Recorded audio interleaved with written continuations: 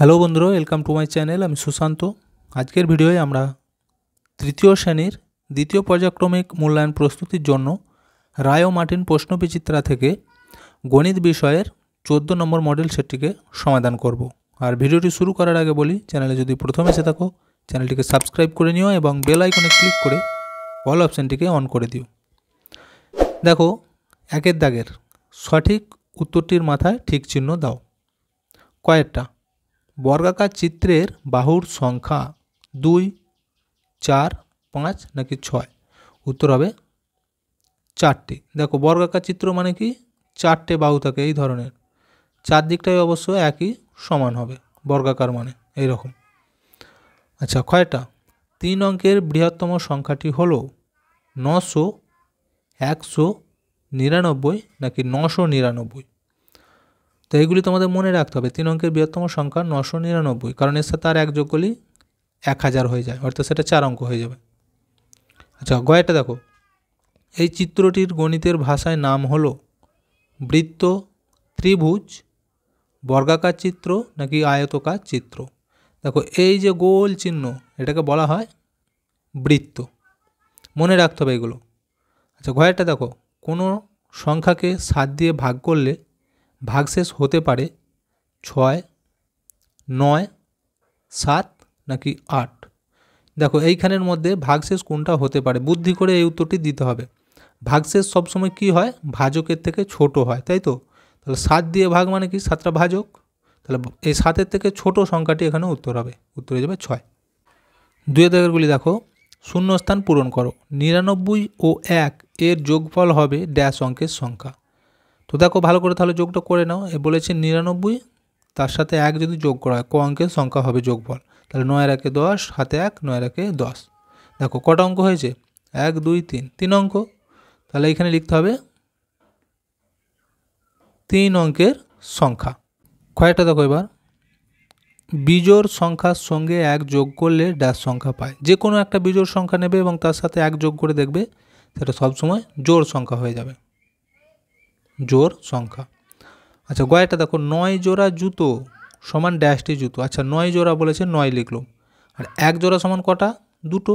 তাহলে একে 2 দিয়ে গুণ করতে হবে, তাহলে 9 2 18টি। এখানে উত্তর হয়ে যাবে 18টি জুতো। আচ্ছা, গয়টা দেখো, বলেছে এই চিত্রটিতে বাহুর সংখ্যা হলো। আচ্ছা, কটা বাহু আছে গুণে দেখো কোনগুলো হবে। এই দেখো, 1টা, 2টো, 3টে, 4টে, 5টা, 6টা। তাহলে উত্তর হয়ে যাবে 6, বাহুর সংখ্যা 6টি। আচ্ছা, এরপর 3 দাগেরগুলি দেখো কি বলেছে। বাম দিকের সঙ্গে ডান দিকের মেলাও, এই দিক এবং এই দিক। কি বলেছে? ভাজক গুণিত ভাগফল যুক্ত ভাগশেষ। এটা কার সূত্র? যখন ভাজ্য বার করতে হয়, তাই তো? তাহলে এই দেখো, এখানে লেখা আছে ভাজ্য, তাহলে এখানে আমি লিখে দিচ্ছি ক বলে। আচ্ছা, ক্ষয়টা দেখো, 100 থেকে 2 কম, অর্থাৎ 100 থেকে যদি 2 বিয়োগ করা হয় কত হবে? তোমরা বিয়োগটা করে দেখো, 98। তাহলে এই যে এখানে লেখা আছে 98, তাহলে এখানে হয়ে যাবে খ। গয়টা দেখো, 7 গুণিত 60, অর্থাৎ থেকে গুণ করলে কত হবে? দেখো, গুণটা আমরা করে দেখবো। 7 0 0 6 7 42, 420। এখানে কোথায় আছে দেখো, এই যে এখানে। তাহলে এটা হয়ে যাচ্ছে গ। আর লেখা আছে জোড় সংখ্যা যুক্ত বিজোড় সংখ্যা, তাহলে কি হবে আমাদের? বিজোড় সংখ্যা হবে, এই যে লেখাই রয়েছে যেটা খালি পড়ে, এটা হয়ে যাবে ঘ। 4 দাগেরগুলি এবার দেখো, নিচের প্রতিটি প্রশ্নের উত্তর দাও। কয়েকটা 6, 0, 8 দিয়ে 3 অঙ্কের একটি ক্ষুদ্রতম সংখ্যা ও একটি বৃহত্তম সংখ্যা তৈরি হলো। দেখো, এই 3টে সংখ্যাকে দিয়ে 3 অঙ্কের একটা ক্ষুদ্রতম এবং একটা বৃহত্তম সংখ্যা তৈরি করতে বলেছে। তো কিভাবে করব? দেখো, ক্ষুদ্রতম সংখ্যা মানে ছোট সংখ্যা থেকে পরপর সাজিয়ে দিলেই আমাদের বেরিয়ে যায়, কিন্তু এইখানেতে শূন্যটা প্রথম রাখা যাবে না, কারণ শূন্য যদি আমরা প্রথমে লিখে দিই তাহলে শূন্যটা বাঁ সাইডে চলে আসে, সেক্ষেত্রে আমাদের 2 অঙ্ক হয়ে যাবে। তাই শূন্যটা মাঝেই রাখবো, প্রথমে 6, তারপর 0, তারপর 8। দেখো, ক্ষুদ্রতম সংখ্যা হচ্ছে 608। আর বৃহত্তম সংখ্যা লেখার ক্ষেত্রে কী করব? প্রথমে 8 লিখব, তারপর 6, তারপর 0 দেবো, তাহলে 860। এইভাবে উত্তরটি বার করতে হবে।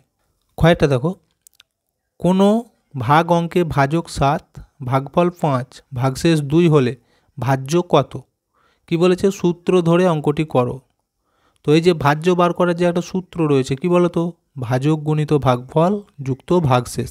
সেই সূত্রটা ধরে আমাদের ভাজ্য কত হবে বার করতে বলেছে। দেখো এইভাবে উত্তরটি বার করতে হবে যে ভাজ্য সমান ভাজক গুণিত ভাগফল যুক্ত ভাগশেষ। এবার ভাজক 7 বলে দিয়েছিল, তাহলে ভাজকের জায়গায় 7, ভাগফল বলে দিয়েছিল 5, ভাগফলের জায়গায় 5 আর ভাগশেষ 2। এটাকে সমাধান করলে উত্তর বেরিয়ে যাবে। দেখো 5 7 35 যোগ 2 সমান 35-এর সাথে 2 যোগ করলে হবে 37। তাহলে ভাজ্য সমান হচ্ছে আমাদের 37। গয়েরটা দেখো 100 টাকাকে খুচরো করলে কটি 20 টাকা নোট পাবো, অর্থাৎ 20 টাকা করে কটা নোট হবে 100 টাকাকে যদি ভাঙানো হয়। তো এই 100কে 20 দিয়ে তোমরা ভাগ করে দিতে পারো, তাহলে উত্তরটি বেরিয়ে যাবে। কত হবে 5টি, কারণ 5 20-তে 100, তাই তো আমরা জানি। তাহলে 5টি 20 টাকার নোট পাওয়া যাবে। আচ্ছা 5-এর দাগের দেখো গুণ করতে দিয়েছে যে কোনো একটা, তো আমি দুটোই করে দেবো, 135-কে 4 দিয়ে এবং 109-কে 5 দিয়ে। দেখো গুণটা করলে কত হবে, 4 5 20 0 হাতে 2, 3 4 12 আর 2 13 14 14 4 হাতে 1, 4 1 4 আর এই 1 নিলে হবে 5, 540। আর একটা বলেছিল 109, এখানে একক দশক শতক, তাকে কত দিয়ে গুণ, 5 দিয়ে। দেখো কত হবে 5 9 45-এর 5 হাতে 4, 5 0 0, 4টা এখানে নেমে যাবে আর 5 1 5। তাহলে উত্তর কত হলো 545। 6-এর দাগেরগুলি দেখো ভাগ করতে দিয়েছে, দুটো দিয়েছে, আমি এগুলো খাতায় টুকে নিই। দেখো প্রথমে 6 দিয়ে ভাগ, একটা সংখ্যা ধরলে ছোট হবে, তাহলে দুটো ধরলে কত হচ্ছে 40। এবার 6-এর ঘর নামটা গুনবো, দেখো কত খাওয়াবো, 6 6 36, 6 7 42, তাহলে 7 খাওয়ালে 42 বেশি হবে, আমরা 6 লিখব, 6 6 36। বিয়োগ করে দেবো 6 থেকে 10, 4 5 7 8 9 10, 4 গিঁটে 4 হাতে 1, 3-এর 1 4, এই দিকটা মিলে গেল। আচ্ছা এইবার দেখো এই 8 আছে, 8টাকে নামিয়ে দেবো, কত হলো 48। 6-এর ঘর নামটা গুনে দেখো 48 কোথায় হচ্ছে, 6 8 48 হয়, তাহলে 8 খাইয়ে দাও, 6 8 48 মিলে গেল। উত্তর হচ্ছে তাহলে কত আমাদের 68। তোমরা এখানেতে লিখে দেবে নির্ণেয় ভাগফল 68 নিচতে, নির্ণেয় ভাগফল সমান 68। আচ্ছা এরপর দেখো এই পরেরটা, এখানে দেখো 2 আছে, তাহলে দুটো সংখ্যা ধরতে হবে 22, 5-এর ঘর নামটা গুনতে হবে, কত হবে 5 1 5, 5 2 10, 3 5 15, 4 5 20, 5 5 25, 5 ধরলে বেশি হবে, তাহলে আমরা কত খাওয়াবো 4, 4 5 20। বিয়োগ করবো, বিয়োগ করলে হবে 2, এই 5টা আছে 5টা নামিয়ে দাও, 25। এইবার দেখো 5 5 25, 5 খাইয়ে মিলে গেল। এখানে তাহলে উত্তর কত হলো, যে 45, লিখে দাও। নির্ণেয় ভাগফল সমান 45। এরপর 7-এর দাগেরগুলি দেখো কয়েকটা বলেছে, মেলাতে গিয়ে তুমি 10 টাকা 50 পয়সার বাদাম, 55 টাকা 50 পয়সার চীনামাটির রবীন্দ্রনাথ ঠাকুর ও 32 টাকা 50 পয়সার একটি বাঁশি কিনেছো। তুমি মেলাতে মোট কত টাকা খরচ করলে হিসাব করো। তাহলে মোট বলেছে, এই যে যে জিনিসগুলি কিনেছো যত টাকা দিয়ে সেগুলিকে পরপর লিখে যোগ করতে হবে, তাহলে উত্তরটি বেরিয়ে যাবে। দেখো যোগটা এখন করে নেব, 0 0 0, এখানে 0 হয়ে যাবে। আচ্ছা 5, এই 5 কত হবে, 5 5 6 7 8 9 10, 10-এর পর আবার 5, 10-এর পর 11 12 13 14 15। আচ্ছা 15-র এখানে 5 লিখছি, হাতে 1 রেখে দাও, ঠিক আছে 1 রইল। এবার এখানে আছে 2, এই একটা যোগ করে নেব, কত হবে 2 আর 1 3, 3-এর পর 5 গিঁট, 3-এর পর 4 5 6 7 8, দেখো এখানে 0 আছে, তাহলে 8টা এখানে রয়ে গেল। এবার এই দিকটা 3 আর এই 5, 3-এর পর 4 5 6 7 8, 8-এর পর 1 গিঁট, 8 আর 1 9, তাহলে কত হলো 98 টাকা 50 পয়সা। এবার উত্তরটি কী চেয়েছিল, যে তুমি মেলায় মোট কত টাকা খরচ করলে, তা লিখতে হবে যে আমি মেলায়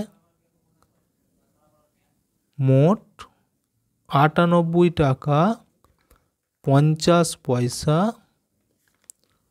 খরচ করলাম। উত্তর হয়ে গেল। কয়টা দেখো, একটি ঘুড়ি বিক্রেতা 152টি ঘুড়ি বিক্রি করে প্রতিটি ঘুড়ির দাম 5 টাকা করে হলে সে মোট কত টাকা পেল। অর্থাৎ দেখো এক একটা ঘুড়ির দাম 5 টাকা, সে বিক্রি করেছে 152টা, তাহলে মোট কত টাকা হবে। এই 152কে 5 দিয়ে গুণ করে দাও, তাহলে উত্তর হয়ে যাবে। দেখো গুণ করলে কত হবে, 5 2 10 0 হাতে 1, 5 5 25, আর এই 1 যোগ করলে হবে 26, 26 6 হাতে 2, 5 1 5, আর এই 2 যোগ করলে হবে 6 7, 760। তাহলে উত্তর আমাদের জানতে চেয়েছিল মেলায় সে কত টাকা পেল। তাহলে এখানে লিখতে হবে সে ঘড়ি বিক্রি করে মোট এত টাকা পেল। সে মোট ঘড়ি বিক্রি করে 760 টাকা। এরপর গয়াটা দেখো, মা 404টি নারকেল নাড়ু আমাকে 4টি জারে সমানভাবে রাখতে বললেন। প্রতিটি জারে কটি করে নারকেল নাড়ু থাকবে। দেখো 4টে জারেতে রাখতে বলেছে, মোট আছে 404টি, সমান ভাগে বলেছে, তাহলে সমান মানেই ভাগ করে দাও। এই 404কে 4 দিয়ে ভাগ। দেখো ভাগটা যদি করি, প্রথমে আমরা 1 খাওয়াবো, 4 1 4 মিলে যাচ্ছে। আচ্ছা এই শূন্যটা নামিয়ে দাও। এবার কি করব, শূন্য খাইয়ে শূন্য মিলিয়ে দাও, 4 0 0। আচ্ছা এই 4 আছে, 4টে নামাও। এবার দেখো আবার কত খাওয়াবো, 1, 4 1 4। তাহলে উত্তর আমাদের কত বেরোলো, এই 101। আমাদের কি বলেছিল, প্রতিটি জারে কতগুলো করে নাড়ু থাকবে, উত্তর হচ্ছে 101টি করে। দেখো সেটটা পুরোটা কমপ্লিট হয়ে গেল আমাদের। ভিডিওটা এখানেই শেষ করছি। ভিডিওটি যদি ভালো লাগে অবশ্যই একটা লাইক দিয়ে দিও এবং শেয়ার করে বন্ধুদেরকেও দেখার সুযোগ করে দিও।